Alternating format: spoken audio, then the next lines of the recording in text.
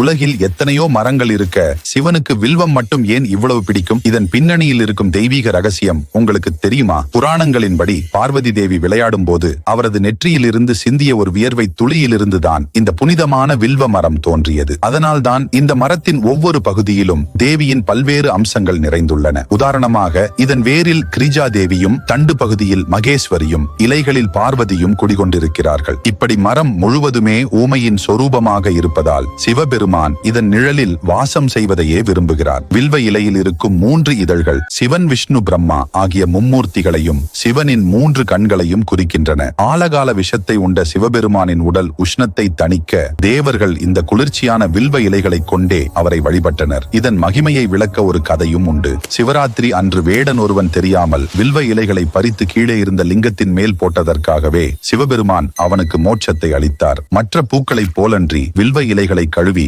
மீண்டும் பூஜைக்கு பயன்படுத்தலாம் என்பது இதன் தனிச்சிறப்பு. திங்கட்கிழமைகளில் சிவனுக்கு வில்வம் சாற்றி வழிபட்டால் உங்கள் வேண்டுதல்கள் அனைத்தும் நிறைவேறும். உங்களுக்கு சிவபெருமான் பிடிக்கும் என்றால் ஓம் நம சிவாய் என்று கமெண்ட் செய்து நமது சேனலை ஒரு சப்ஸ்கிரைப் செய்து கொள்ளுங்கள்.